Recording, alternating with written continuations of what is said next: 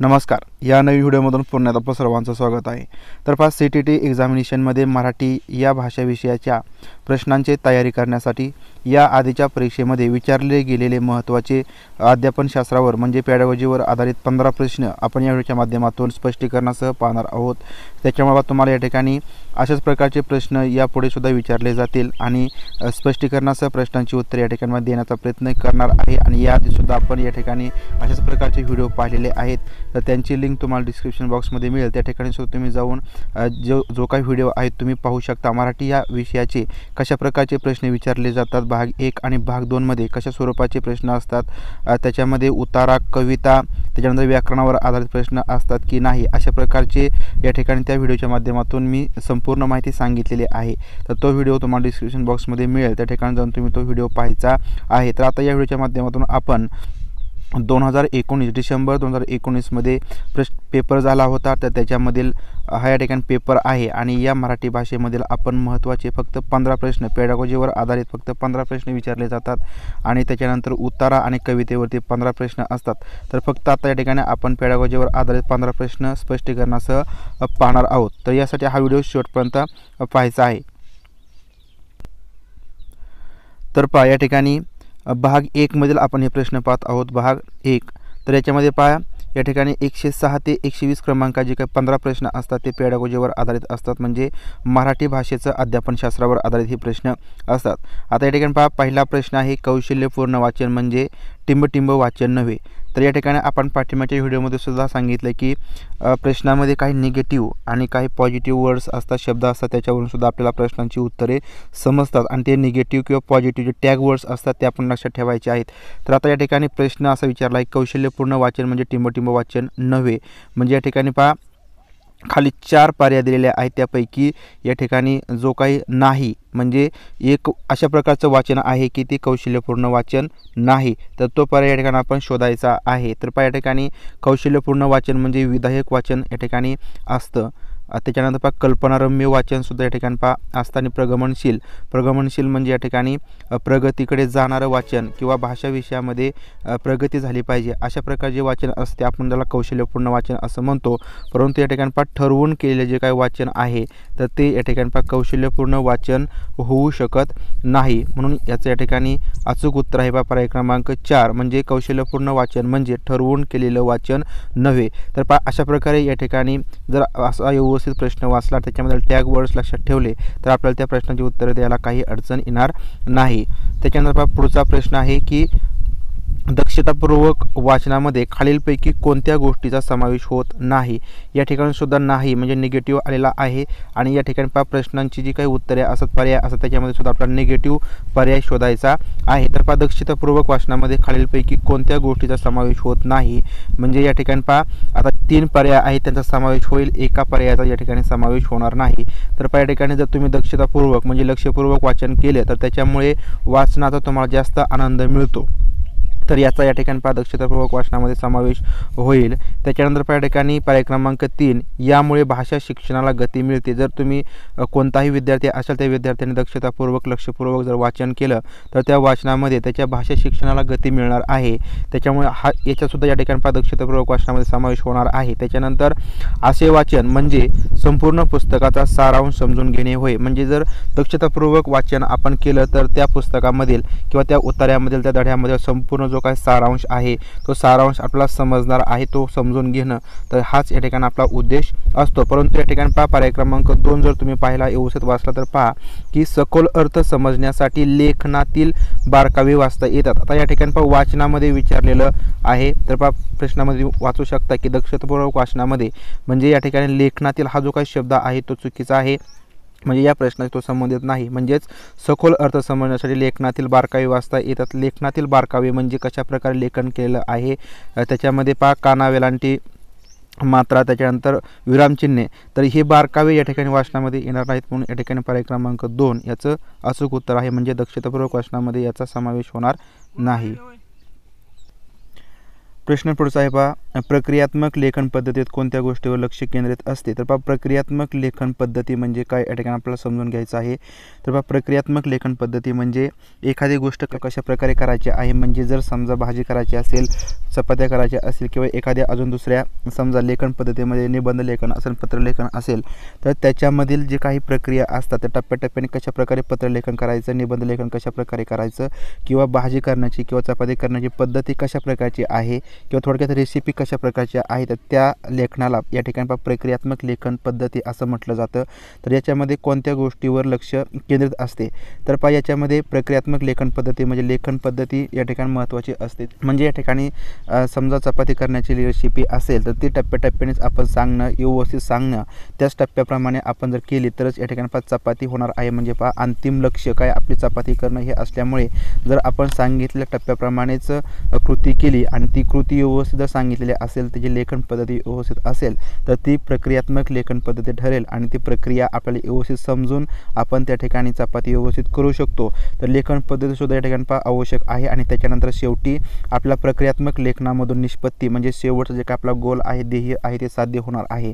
म्हणजे या ठिकाणी प्रक्रियात्मक लेखन पद्धतीमध्ये लेखन पद्धती आणि निष्पत्ती या दोन्ही गोष्टींचा समावेश असतो. या दोन्ही गोष्टींवरती लक्ष केंद्रित केलेलं असतं. म्हणून या ठिकाणी पर्याय क्रमांक 3 या ठिकाणी अचूक उत्तर असणार आहे. त्यानंतर प्रश्न पुढचा आहे, भाषेच्या अभ्यासक्रमात साहित्यिक मजकुराचा समावेश करण्याच्या दृष्टीने खालीलपैकी कोणती बाब सर्वात कमी महत्त्वाची आहे? तर या ठिकाणी साहित्यिक मजकुराचा समावेश भाषा अभ्यासक्रमामध्ये करत असताना कोणती बाब याच्यामध्ये सर्वात कमी महत्त्वाची आहे? तर जर एखादी साहित्यिक मजकूर अभ्यासक्रमामध्ये समाविष्ट करायचा असेल तर याच्यामुळे मजकुरामुळे फक्त वाचन आणि श्रवण कौशल्यामध्ये वाढ होते. तर पहा ही जी काही बाब आहे ती कमी महत्त्वाची आहे. कारण पहा या साहित्यिक मजकुरामुळे फक्त वाचन आणि श्रवण कौशल्यामध्येच वाढ होत नाही, तर इतरही ज्या काही गोष्टी असतात त्या समजत असतात. म्हणजे समज संस्कृती असेल किंवा त्या साहित्यिकाचे विचार असतील, या सुद्धा गोष्टी आपल्याला समजत असतात आणि विद्यार्थ्याच्या विचारामध्ये त्या गोष्टींमुळे फरक पडत असतो किंवा वाढ होत असते. म्हणजेच या ठिकाणी पर्याय क्रमांक 1 याचं अचूक उत्तर असणार आहे. तर साहित्यिक मजकुराचा समावेश केल्यामुळे मजकूर तो अधिकृत असतो, खूप महत्त्वाची बाब आहे. त्याच्यानंतर मजकूर वाचल्याने विद्यार्थ्यांना दुसऱ्या सांस्कृतिक बाबींची माहिती मिळत असते. विद्यार्थ्यांना मजकूर वाचून वैयक्तिक मत मांडण्यास प्रोत्साहन मिळते. म्हणजे या ठिकाणी या 3 बाबी आहेत त्या खूप महत्त्वाच्या आहेत. आणि पहिली जी बाब आहे ती या ठिकाणी कमी महत्त्वाची आहे. म्हणजे याच्यामध्ये अजून बऱ्याच गोष्टी समाविष्ट होऊ शकतात. म्हणून या ठिकाणी ही सर्वात कमी महत्त्वाची बाब आहे. म्हणून पर्याय क्रमांक 1 याचं अचूक उत्तर असणार आहे. पुढचा प्रश्न आहे खालीलपैकी कोणते विधान सत्य आहे? तर या ठिकाणी बरोबर विधान आपल्याला एकच आहे ते ओळखायचं आहे. तर पहिलं विधान आहे, विरामचिन्हे वाक्याचा अर्थ बदलू शकतात. विरामचिन्हांमुळे वाक्यात क्वचितच बदल होतो. विरामचिन्हांमुळे मजकुराचे सौंदर्य वाढते. विरामचिन्हांमुळे मजकूर वाचताना अडथळा निर्माण होतो. तर या ठिकाणी सर्वात चांगलं आणि सर्वात सत्य विधान यापैकी म्हणजे विरामचिन्हे वाक्याचा अर्थ बदलू शकतात. जर विरामचिन्हामध्ये बदल झाला, विरामचिन्ह चुकीच्या ठिकाणी दिले गेले तर त्या वाक्याचा अर्थ पूर्णपणे बदलू शकतो. तर हे जे काही विधान आहे तर ते या ठिकाणी अगदी बरोबर आहे, ते सत्य आहे. प्रश्न पुढचा आहे विद्यार्थ्यांच्या लेखनाचे मूल्यांकन करताना प्रामुख्याने खालीलपैकी कोणत्या गोष्टीवरती भर द्यावा? तर विद्यार्थ्यांच्या लेखनाचं मूल्यांकन करायचं आहे तर त्यासाठी कोणत्या गोष्टीवरती भर दिला पाहिजे? तर यापैकी कल्पनांचं सादरीकरण, तर या गोष्टीवरती विशेष करून भर दिला पाहिजे. तर अचूक शुद्ध लेखन आणि व्याकरण, तर या गोष्टीकडे सुद्धा जास्त लक्ष दिलं पाहिजे. परंतु आपण स्पेशल फक्त अचूक शुद्ध लेखन आणि व्याकरण या गोष्टीकडेच आपण पाहणार नाही. त्याच्यानंतर मर्यादित शब्दसंख्या याच्याकडे सुद्धा जास्त पाहणार नाही. आणि म्हणी आणि वाक्प्रचार यांचा उपयोग तर याच्याकडे सुद्धा आपण पाहणार नाही. कारण जर कल्पनांचं सादरीकरण त्यांनी योग्यरित्याने केलं तर या सर्व गोष्टी त्या ठिकाणी तो लिहिणार आहे. म्हणजे या ठिकाणी तो कल्पना कशा प्रकारे मांडत आहे, तो सादरीकरण कशा प्रकारे करत आहे, तर याच्याकडे आपण व्यवस्थित लक्ष दिलं, त्याच्यावरती जास्त भर दिला आणि विद्यार्थ्यांसुद्धा चांगलं कल्पनांचं सादरीकरण केलं तर त्याला जे काही लेखन आहे ते लेखन उत्कृष्ट पद्धतीने जमलेलं आहे किंवा लेखन पद्धती किंवा लेखन कौशल्य त्याने व्यवस्थितरित्या अंगीकारला आहे किंवा आत्मसात केलेला आहे असं आपण त्या ठिकाणी म्हणू शकतो. म्हणजेच या ठिकाणी कल्पनांचं सादरीकरण या गोष्टीवरती जास्त भर देणं या ठिकाणी आवश्यक आहे. पुढचा प्रश्न आहे पहा, राष्ट्रीय अभ्यासक्रम रूपरेषा 2005 नॅशनल क्युरिक्युलम फ्रेमवर्क 2005 खालीलपैकी कोणत्या मार्गदर्शक तत्वांचा समावेश केलेला नाही? तर पहा, राष्ट्रीय अभ्यासक्रम रूपरेषा 2005 मध्ये खालीलपैकी कोणत्या तत्वाचा समावेश नाही? तर पहा, पहिलं तत्व आहे शालेय ज्ञानाची शालाबाह्य परिस्थितीशी सांगड घालणे. तर हे या ठिकाणी तत्व अगदी बरोबर आहे आणि याचा या ठिकाणी या अभ्यासक्रमाच्या रूपरेषेमध्ये समावेश केलेला आहे. म्हणजे शालेय जे काही ज्ञान आहे तर त्या ज्ञानाचा शाळाबाह्य परिस्थितीची सांगड घातली गेली पाहिजे. त्याच्यानंतर पहा, घोकमपट्टी पद्धतीने किंवा पारंपरिक पद्धतीने चाललेल्या शिक्षणाची त्या पद्धतीपासून फारकत करणे. म्हणजे जी काही घोकमपट्टी पद्धत आहे किंवा पारंपरिक पद्धती आहे त्यापेक्षा या ठिकाणी वेगळी अशी पद्धत आपण त्या ठिकाणी अंगीकारायची आहे किंवा स्वीकारायची आहे. त्याच्यानंतर या ठिकाणी तिसरा तत्व आहे की अभ्यासक्रम पाठ्यपुस्तक केंद्रित करणे. तर पहा, हे जे तत्व आपण पाहिलं तर जो काय सध्याचा अभ्यासक्रम आहे तो पाठ्यपुस्तक केंद्रित नाही तर तो विद्यार्थी केंद्रित आहे. म्हणजे या ठिकाणी या तत्वाचा समावेश नाही. तर चौथं तत्व आहे मूल्यमापन पद्धती परीक्षा पद्धती जास्त लवचिक आणि शालेय जीवनाशी एकरूप करणे. तर पहा, या तीन जे काही तत्वे आहेत 1, 2 आणि 4 नंबरचं तर 3 तत्व या ठिकाणी 2005च्या अभ्यासक्रमामध्ये आहेत. तर तिसरं तत्व या ठिकाणी पहा या तत्वाशी विसंगत आहे किंवा चुकीचं आहे म्हणून पर्याय क्रमांक 3 या प्रश्नाचा चूक उत्तर आहे. त्याच्यानंतर पहा या ठिकाणी पहा प्रश्न पुढचा आहे 113 क्रमांकाचा की काय झाले, कसे झाले, कुठे झाले, केव्हा झाले, त्याचा परिणाम काय झाला याचे शाब्दिक वर्णन म्हणजे. आता या ठिकाणी पहा काय झाले, कसे झाले, कुठे झाले, केव्हा झाले, याचा परिणाम काय झाला याचे शाब्दिक वर्णन आपण यापैकी प्रकल्प कार्य, स्वाध्याय, प्रसंग, अहवाल, पदनिश्चय श्रेणी कशामध्ये करतो? तर या शब्दांचे वर्णन आपण या ठिकाणी प्रसंग, अहवाल तर याच्यामध्ये करत असतो. एखादा प्रसंग घडलेला असेल त्या प्रसंगाचा अहवाल आपल्याला लिहायचा असेल तर आपण या ठिकाणी तो प्रसंग कोठे झाला, प्रसंग कसा झाला, त्याच्यामध्ये काय काय झालं आणि त्या प्रसंगाचा परिणाम काय झाला, तर या सर्व गोष्टींचा आणि या सर्व गोष्टींचे शाब्दिक वर्णन आपण प्रसंग अहवालामध्ये करत असतो. म्हणून या ठिकाणी पर्याय क्रमांक 3 याचं अचूक उत्तर आहे. पुढचा प्रश्न आहे पहा, विद्यार्थ्यांच्या भाषा शिक्षणातील प्रगती पाहण्यासाठी खालीलपैकी कोणती बाब सर्वात महत्त्वाचा पुरावा ठरेल? आता विद्यार्थ्यांच्या भाषा शिक्षणामधील प्रगती पाहायची आहे तर त्यासाठी या ठिकाणी पुरावे दिलेले आहेत. तर कोणता पुरावा या ठिकाणी सर्वात महत्त्वाचा ठरणार आहे? तर चाचणीमध्ये मिळालेले गुण जर आपण पाहायचं ठरलं तर तो या ठिकाणी आपल्याला चांगला पुरावा किंवा महत्त्वाचा पुरावा ठरणार नाही. कारण भाषा शिक्षणातील प्रगती पाहायची असेल तर त्यासाठी आपल्या चाचणीतील गुण फक्त या ठिकाणी पुरेसे ठरणार नाहीत. तर यासाठी विद्यार्थ्यांनी वापरलेली मौखिक आणि लिखित भाषा तर ही जी काही बाब आहे ती सर्वात महत्त्वाची ठरणार आहे. कारण विद्यार्थी कशा प्रकारे मौखिक भाषा वापरतो किंवा लिखित भाषा म्हणजे लेखन कशा प्रकारचे करतो आणि लेखनामधील भाषा कशा प्रकारची आहे याच्यावरून या ठिकाणी त्याची भाषा शिक्षणामधील जी काही प्रगती आहे तर ती ठरवता येणार आहे आणि ती आपल्याला त्या ठिकाणी चांगल्या प्रकारे समजून येईल. त्याच्यामुळे विद्यार्थ्यांनी वापरलेली मौखिक आणि लिखित भाषा तर हा या ठिकाणी सर्वात महत्त्वाचा पुरावा असणार आहे. प्रश्न पुढचा आहे वॅगोस्कीच्या परातीकरण परिकल्पनेनुसार शिक्षकांनी भाषा शिकणाऱ्या विद्यार्थ्यांना जोडीने किंवा समूहात काम करण्याची संधी द्यावी. म्हणजे या ठिकाणी वॅगोस्कीच्या परातीकरण परिकल्पनेनुसार स्कॅफोल्डिंग हायपोथेसिस तर शिक्षकांनी भाषा शिकवायची असेल तर त्या विद्यार्थ्यांना जोडीने किंवा समूहात काम करण्याची संधी द्यावी. कारण जर या ठिकाणी जोडीने किंवा समूहात काम करण्याची संधी दिली तर या ठिकाणी शिक्षकाला हे काम सहजपणे करता येईल म्हणून किंवा विद्यार्थ्यांना परस्पर काम करीत असल्याने शिक्षकाला विश्रांती मिळेल म्हणून द्यायचं की विद्यार्थ्यांमधील परस्पर आंतरक्रियेमुळे त्यांना मोठ्या प्रमाणावर अध्ययनाची संधी मिळते म्हणून की 4 नंबरचं या प्रकारच्या आंतरक्रियेमुळे विद्यार्थी भाषा शिक्षणापासून दूर जातात.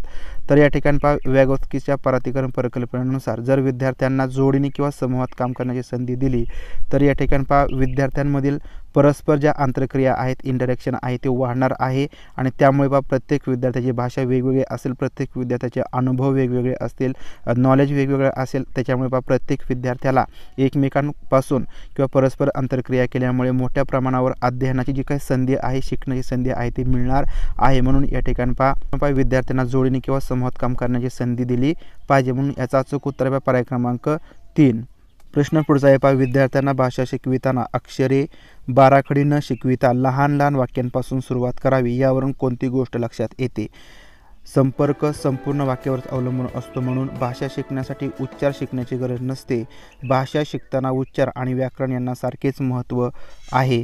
व्याकरण संपर्कासाठी अत्यावश्यक आहे. तर या ठिकाणी प्रश्न आधी समजून घ्यायचा आहे की विद्यार्थ्यांना भाषा शिकवायची आहे, तर त्यासाठी अक्षरे बाराखडी न शिकवता लहान लहान वाक्यांपासून सुरुवात करायची आहे किंवा आपण सुरुवात करतो, तर यावरून कोणती गोष्ट लक्षात येते. तर या ठिकाणी सुरुवातीला अक्षरे किंवा बाराखडी न शिकवता ज्यावेळेस आपण लहान लहान जे काही वाक्य आहे ते शिकवतो, म्हणजे एखादं चित्र असेल आणि त्या चित्रावरून आपण एक पूर्ण वाक्य बोलत असतो. समजा हा कावळा आहे, तर हे छोटंसं वाक्य आहे आणि त्या वाक्यापासून आपण सुरुवात करत असतो.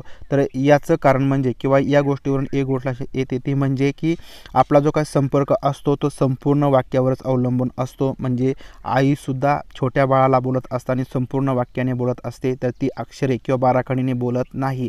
म्हणजेच या ठिकाणी विद्यार्थ्यांना ज्यावेळेस आपण भाषा शिकवायची असेल तर त्यावेळेस आपण या ठिकाणी लहान लहान वाक्यांपासून सुरुवात करतो. म्हणजेच या ठिकाणी जो काही संपूर्ण संपर्क असतो तर तो या ठिकाणी वाक्यावरच अवलंबून असतो. तर ही गोष्ट या ठिकाणी आपल्याला लक्षात येते, म्हणून पर्याय क्रमांक 1 याचं अचूक उत्तर या ठिकाणी आहे. त्याच्यानंतर या ठिकाणी प्रश्न पुढचा आहे, इयत्ता 7वीच्या वर्गामध्ये शिक्षक सर्वसामान्य विद्यार्थ्यांना यूट्यूबचा वापर करून व्हिडिओ दाखवून शिकवितात. अंध विद्यार्थ्यांना ध्वनिमुद्रित साहित्याचा वापर करून शिकवितात, तर अपंग विद्यार्थ्यांना वेगवेगळ्या खेळामधून भाषा शिकवितात. तर या ठिकाणी मल्टीमीडियाचा वापर शिक्षकांनी विद्यार्थ्यांच्या कोणत्या वैयक्तिक कारणांची काळजी घेण्यासाठी केलेला आहे. म्हणजे सर्वसामान्य विद्यार्थी असतील किंवा आहेत तर त्यासाठी यूट्यूबमधील व्हिडिओ दाखवून त्यांना शिकवलं जातं.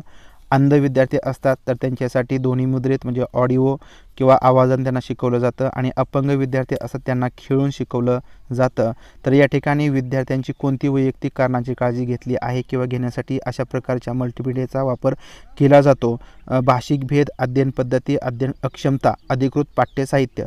तर यासाठी या ठिकाणी विद्यार्थ्यांची अध्ययन पद्धती, तर या वैयक्तिक कारणांची काळजी घेण्यासाठी तर ही अध्ययन पद्धती वापरलेली आहे. म्हणजे सर्वसामान्य विद्यार्थ्यांसाठी वेगवेगळे व्हिडिओ दाखवले, अंध विद्यार्थ्यांसाठी ऑडिओ, त्याच्यानंतर अपंग विद्यार्थी आहेत त्यांना वेगवेगळ्या खेळातून शिकवलं. म्हणजे या ठिकाणी त्यांना प्रत्येकाला वेगवेगळी अध्ययन पद्धती वापरलेली आहे. म्हणून या ठिकाणी पर्याय क्रमांक 2 याचं अचूक उत्तर आहे. तर या ठिकाणी भाषिक भेद ही जी काही पद्धती आहे किंवा हे जे काही कारण आहे ते होणार नाही. अध्ययन अक्षमतासुद्धा होणार नाही. अधिकृत पाठ्यसाहित्य हे सुद्धा होणार नाही. कारण भाषिक भेद म्हणजे प्रत्येक विद्यार्थी जर भाषा वेगवेगळी असेल तर या ठिकाणी वेगवेगळ्या भाषेचे जे काही व्हिडिओ आहेत किंवा वेगवेगळे ऑडिओ आहेत किंवा वेगवेगळे खेळ आहेत ते आपण या ठिकाणी वापरू. परंतु तसं या ठिकाणी प्रश्नामध्ये उल्लेख नाही. किंवा अध्ययन अक्षमता म्हणजे या ठिकाणी सर्वसामान्य विद्यार्थी असेल तर त्याच्यामध्ये सुद्धा अध्ययन अक्षमता असतात. अध्ययन अक्षम विद्यार्थी असेल तर त्यासाठी वेगळी पद्धती वापरली जाते. त्या विद्यार्थ्यासाठी स्पेसिफिक अशी पद्धती वापरावी लागते. तर हे सुद्धा या ठिकाणी वैयक्तिक कारण होणार नाही. आणि नंतर अधिकृत पाठ्यसाहित्य. तर या ठिकाणी जे अंध विद्यार्थी असतात, संपूर्ण अंध विद्यार्थी असतात, तर त्यांच्यासाठी ब्रेल लिपीची पाठ्यपुस्तके असतात. म्हणजे या ठिकाणी अधिकृत पाठ्यसाहित्याचा पुरवठा केला जातो. म्हणजे या ठिकाणी हे सुद्धा या ठिकाणी या प्रश्नाच्या माध्यमातून याचं उत्तर ठरत नाही. तर या ठिकाणी मल्टीमीडियाचा वापर म्हणजेच अध्ययन पद्धतीचा या ठिकाणी वापर केलेला आहे. म्हणून पर्याय क्रमांक 2 याचं अचूक उत्तर आहे. त्याच्यानंतर प्रश्न पुढचा आहे, भाषा शिक्षकाने बोधात्मक दृष्टिकोनातून विद्यार्थ्यांच्या चुकांकडे कसे पाहावे. म्हणजे भाषा शिक्षकाने विद्यार्थ्यांच्या काय चुका आहेत त्या चुकांकडे बोधात्मक दृष्टिकोनातून कसे पाहायचे आहे. तर शिक्षणातील अडथळा व अडचण म्हणून, विचार करण्यासाठी वाव देणारी शैक्षणिक बाब म्हणून, चूक सुधारून ती परत होऊ नये म्हणून काळजी घ्यायची म्हणून, की विद्यार्थ्यांनी निष्काळजीपणे केलेल्या चुकांची ताबडतोब दुरुस्ती करावी म्हणून. तर या ठिकाणी विद्यार्थ्यांनी भाषा शिक्षणामध्ये काही चुका केल्या असतील तर त्या ठिकाणी त्या चुकांकडे एखादी विचार करण्यासाठी वाव देणारी शैक्षणिक बाब आहे. तर या दृष्टिकोनातून आपण किंवा शिक्षकाने बोधात्मक दृष्टिकोनातून पाहिलं पाहिजे. म्हणजे या ठिकाणी त्या विद्यार्थ्यांनी कशामुळे चूक केली आहे किंवा त्याच्यामध्ये कशामुळे चुका होत आहेत याच्याकडे आपण बोधात्मक दृष्टीने किंवा बुद्धिक दृष्टिकोनातून आपण पाहिलं पाहिजे. त्याच्यावरती काही संशोधन केलं पाहिजे.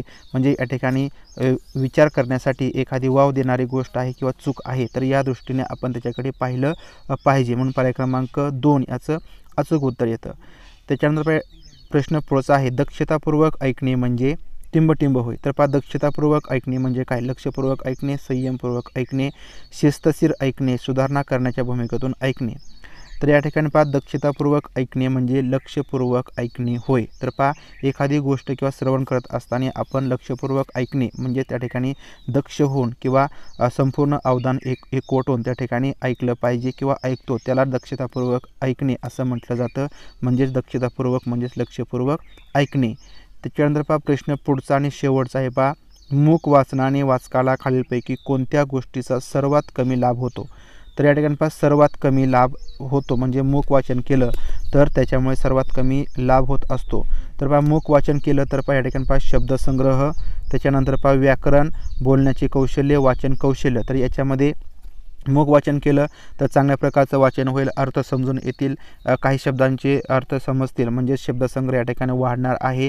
व्याकरणसुद्धा त्या ठिकाणी पाच चांगल्या प्रकारे समजून येणार आहे आणि वाचनाचं जे काही कौशल्य आहे म्हणजे आपण अधिक गतीने मूक वाचनामध्ये वाचन करत असतो किंवा वाचायला शिकत असतो म्हणजे वाचन कौशल्यसुद्धा आत्मसात होईल. तर पहा मूक वाचन केल्यामुळे बोलण्याचे जे काही कौशल्य आहे तर ते या ठिकाणी पहा आपल्याला मिळणार नाही किंवा ते शिकायला मिळणार नाही म्हणजेच बोलण्याचे कौशल्य.